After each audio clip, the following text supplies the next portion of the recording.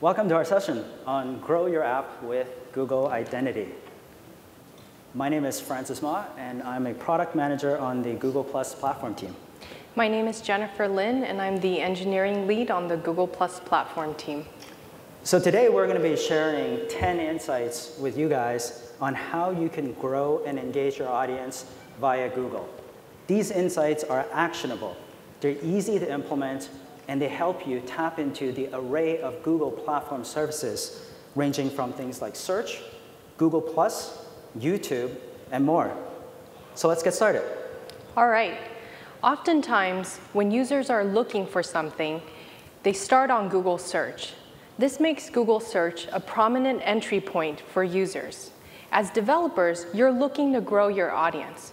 So some of you may want to get more visibility on Google Search. Well, our very first insight helps you increase visibility in search so you can be discovered more easily. All you have to do is create a Google Plus page and post fresh content about your service. Then Google Search will show your content on the right-hand side when users search for your service. As you can see, GQ magazine already does this.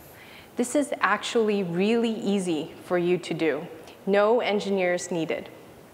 So think of your Google Plus page as your brand's home on Google. Using your Google Plus page, you can directly control what brand content shows up on the Google search results page. This is a really great way for you to drive traffic to your website from Google Search, and you'll reach a lot more people through Google Search. So that was a really easy way to get your brand identity more visible in search. Another insight is about app indexing, which you may have heard earlier today at the keynote. So let's talk about a problem that some of you may have as app developers. When users install your app, oftentimes you might find it hard to re-engage your users, to keep them sticky, to come back. And this problem gets worse, especially as users install more and more apps, and your app might have been pushed to, say, the 5th page of the app launcher. So even though you might try to come up with new updates, new content, oftentimes the users might just not remember and may not be coming back to your app. And app indexing is a good way to solve this problem. So what app indexing does, it lets you create deep links from Google Search into your native app. So as you see on an example on the screen there, when I search for, let's say, a movie review, because I have IMDb installed, now Google Search shows me, hey, you can view this content in IMDb app. And when I tap on that, I get deep linked right into the app. Now, as native app developers, this is particularly important because you might have unique experiences in the native environment that you otherwise would not have on your mobile website. So app indexing is really a good way to help bring that users from search, which is typically where they start to look for content, and bring that back into your native app.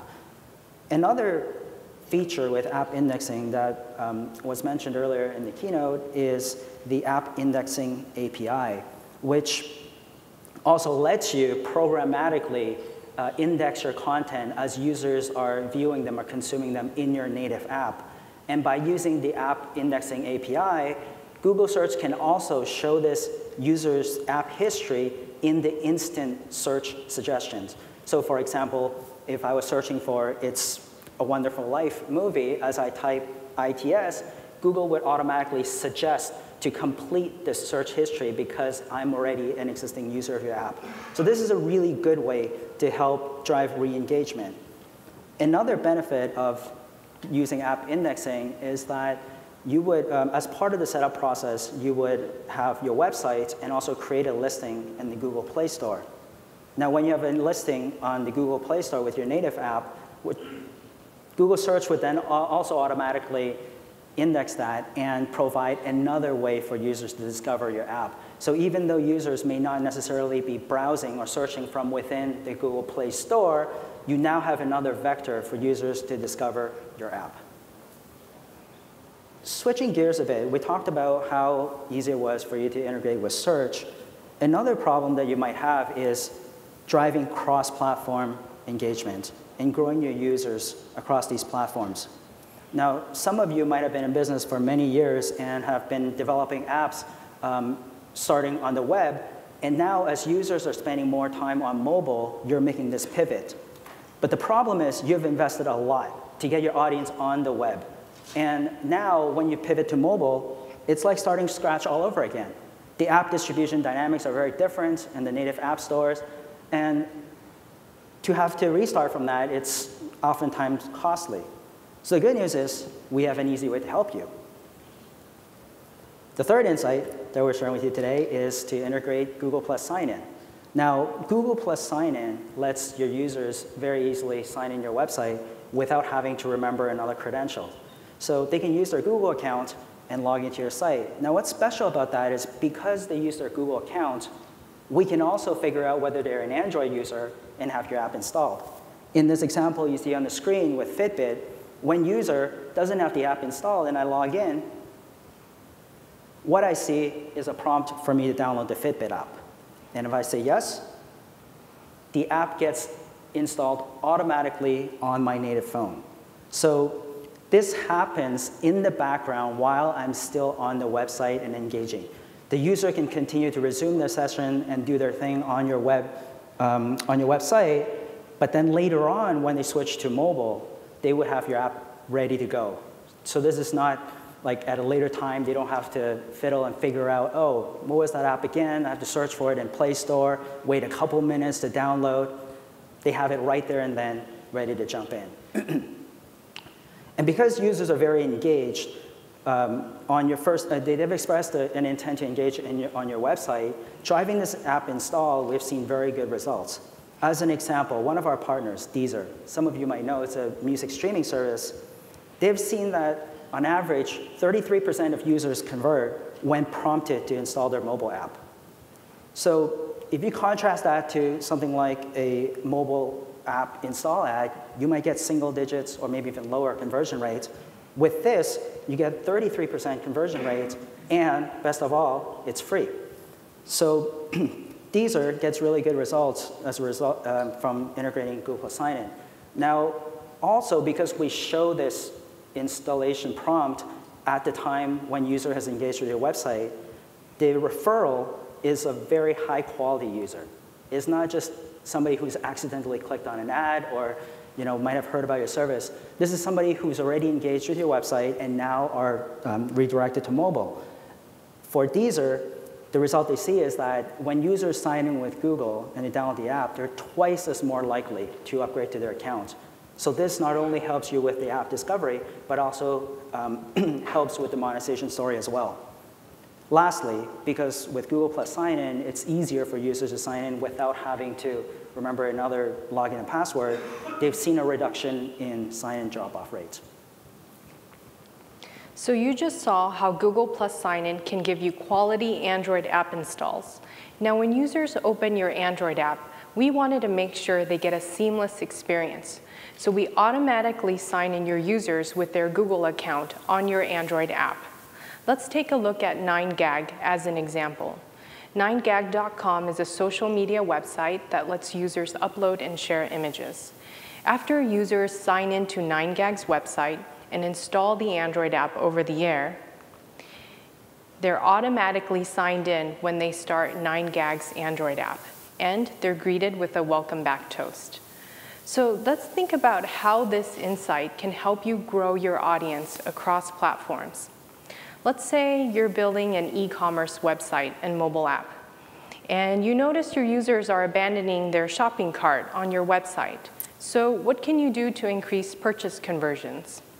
Well, since sign-in with Google automatically logs in users on your website and mobile app across devices, you can help those users, when they're in your mobile app, continue from where they left off so they can finish their purchase. Let's take another example. Let's say you're building a news service, and your users are reading articles in your mobile app, but they don't finish because their bus ride comes to an end. Later on, they're on their laptop browsing your news website. Well, here, you can help those users pick up from where they left off by showing them the article they didn't finish reading earlier. So these are just a few examples, but you can apply this best practice to other services you may be building, like a hotel booking service. And remember, any user with a Google account will get this seamless sign-in experience. And Google accounts include Gmail users, Google Plus users, Android users, YouTube users, etc. Fancy is one of our partners who integrated Google Plus sign-in earlier last year.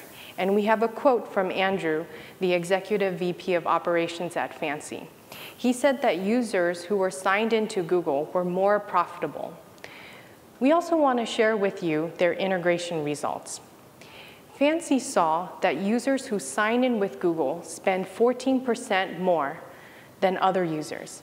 And those users helped increase purchase conversion by 20%. So for more case studies from our other partners, you can visit this link at developers.google.com. So we've just talked about ways to get more visibility in the search and driving more app installs and connecting users across platform. Another problem that you might face is when users first experience your website, how do you help create a more engaging experience? Now, of course, you guys know that a lot of websites are just another click away. It's very easy for them to download your competitor's app and just go on from there. So really captivating that first-time experience is very important. And with signing with Google, one of the things you get is the ability to request for the user's profile information for things like name, email, contacts, circles, etc. So with this, you can do a couple of things. First, for new users, for the onboarding flow, you can make that much simpler instead of having to go through the laborious process of having to fill in the username, etc. You can pre-populate a lot of these things. As Alexandra here on this website, she arrives, she's ready to go. Another thing you can do with some of the social data, like contacts and circles, is that you can create a more engaging social experience. So for things like if you have a public-oriented service, like a community forum, you can use that to also show people that Alexandra might be connected with, friends of hers, et cetera, who are also using your service, to then also tailor that experience. Instead of just showing the cookie-cutter welcome message, you might now show, oh, hey, by the way, your friend Bob and Jane are here, and here are some of the other content that they've generated. So being able to capture the user to make them easier to sign in on to onboard to your website and also present a more engaging, personalized experience, it's a really good thing. So once you get users engaged in your apps that's personalized just for them, you should convert these users into your advocates to help you drive viral growth. And we have insights to help you do this, and also to help you reach users across the surface of Google. What you need to do is integrate sharing to Google+. And the key insight here is to facilitate targeted sharing to individuals. Now, when users share content from your website or mobile app with their friends, you can pre-fill the recipients right here on the bottom. And you can do this by either using your own data or, as Francis mentioned earlier, by getting the user's list of friends from Google. This will make sharing easier and faster for your users. Then the share action will trigger a notification to all the recipients. And all the recipients will see this notification because the notification icon is visible across all Google properties. So when you enable sharing to Google+, you can now grow your users and re-engage them whenever they're on Google Maps, Google+, Search, YouTube, etc.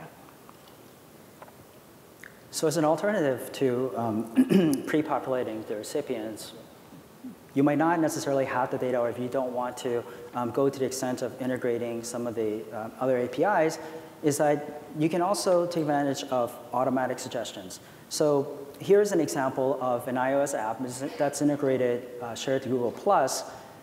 When the user first, when they choose to initiate the share, if there is no recipient pre-populated, Google would automatically suggest some of the recipients they can share to. So as an example, let's say I'm a new user to Google Plus and I share this and I trigger the share. Now, I might not have connected with anybody yet on Google Plus, but I do get a list of recommended recipients for me. So my friend Jay on the top left there is shown because Google's figured out that Jay is a close friend of mine through our interactions across Google.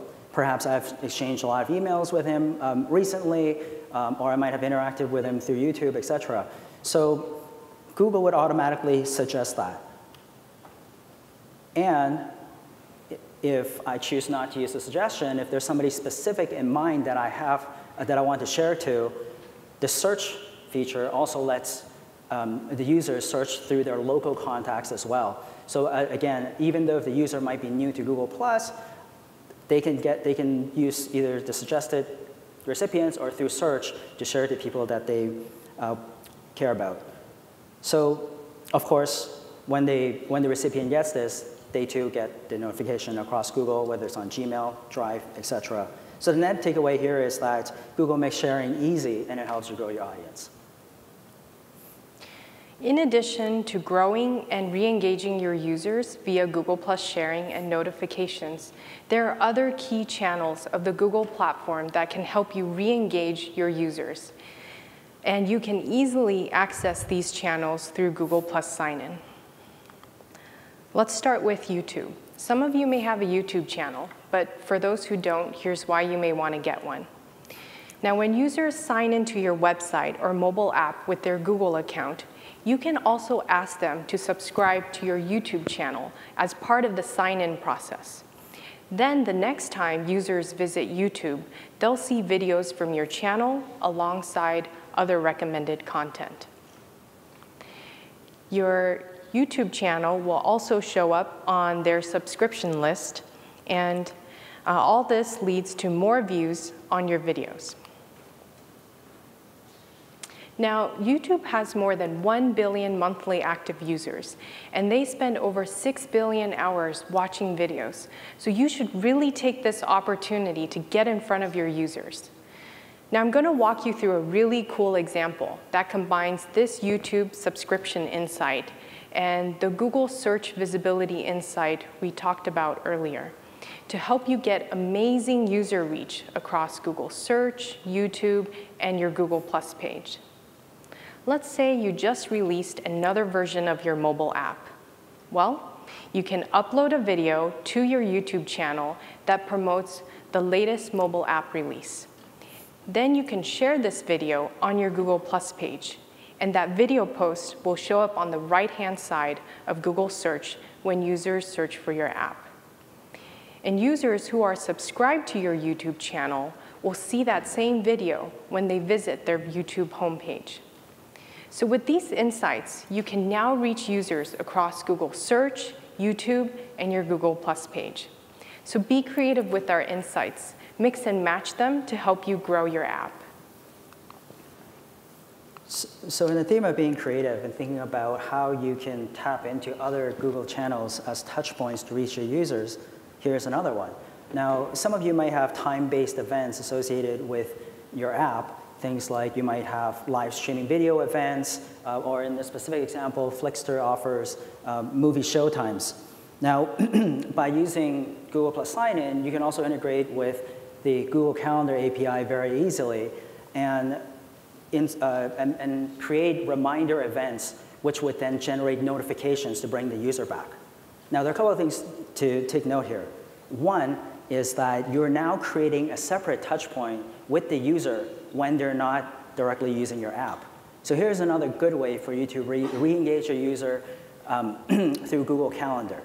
The second part is being able to just use the calendar infrastructure very easily and for free. Now, this is particularly more important if you're building a mobile web application where you might not have access to push notifications. So being able to tap into Calendar as a way to drive timely reminders and bring your user back is a really effective feature.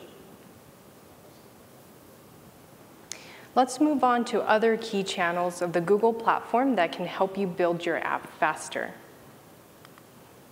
Once you've integrated Sign-In with Google or Google Plus Sign-In, you can use Google Drive to easily store and retrieve users' data. Think of Google Drive as the user's personal hard drive in the cloud.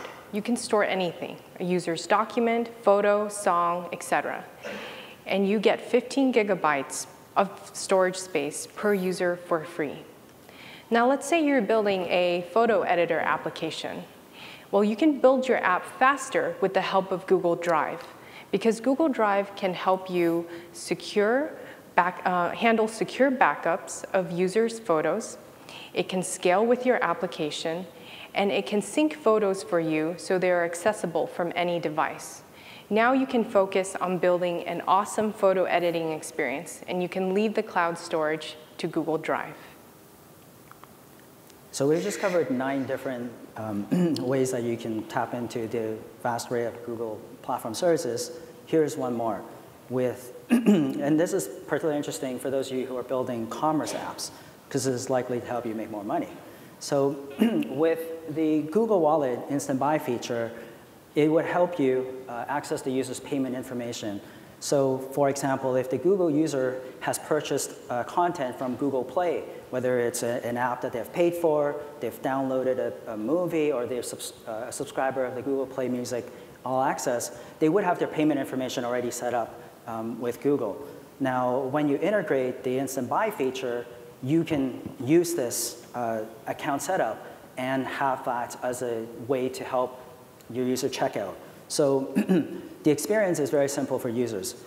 They get this Buy with Google option, they tap on that, they get a confirmation, and then they're done. They don't have to re-enter their credit card information because that's already available through Google. And of course, if you combine that with Google Plus Sign-In, then you can also make the whole conversion process very, very seamless. From the initial time when they want to sign up, create an account, is a one-click experience for them to log in, and then to check out, it's also very seamless. So let's look at some of the results that our partner sees. Hotel Tonight, some of you might be familiar. You can see their app outside in the showcase area as well. They've seen really positive results when they integrate Google Plus Sign-In and Wallet. So first, once they've integrated Google Plus Sign-In, they have doubled the number of users who have signed in their app. So again, these users have now been moved one step closer to the checkout process. Another data point is that when users sign in with Google, they are converting 50% more than users who use other options. Again, this is because the login process is simple, and the fact that oftentimes their Google account, their payment information is already set up. And lastly is on growth. We've shared with you several insights on how you can grow with Google, and Hotel Tonight's integrated some of these. And since integrating Google Plus Sign-In, they have seen a 50% growth in their Android user base. So we just went over 10 insights that help you grow and re-engage your users. Let's do a quick recap. Google Search helps you drive traffic to your website and mobile app so you can be discovered more easily. You get quality Android app installs from Google Plus Sign-In, and users are automatically signed in across multiple devices to help you grow your audience across platforms. You can access the user's email address, profile data, contacts, circles from Google to help you build a personalized experience for your users. Targeted Google Plus sharing helps you reach users across Google. You can re-engage your users through YouTube. With Google Calendar, you get reminder notifications for free. Google Drive handles cloud storage for you, so you can build your app faster. And Google Wallet's Instant Buy helps you make payment processing easier with less friction. Now we have one more insight for you. It's a bonus insight, and that is focus on the user and all else will follow. Now at the end of the day, none of the insights that we just gave you will do you any good unless you do right by your users. So think of how you can apply each insight to building an awesome user experience. Put yourself in your user's shoes. If you find the experience easy to use or helpful, then your users will probably too. So the message here is focus on delighting your users so they love your service, keep coming back, and tell others about it. And there you have it. That's how you can grow with Google. Thank you very much.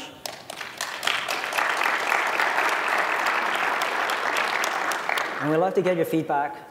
There's a QR code here. And also, for those of you who are interested in doing a deeper dive on some of the technical details on the integrations we've mentioned, tomorrow morning, we're going to be out in the Distribute Sandbox. Some of the engineers from the platform team, the Google Plus platform team, will be there to walk you through some of the technical details on integrating across Android, iOS, and web. Thank you. Thank you. Okay. And we'll hang around for questions for those of you who want to come by, and we'll hang out here. Thank you.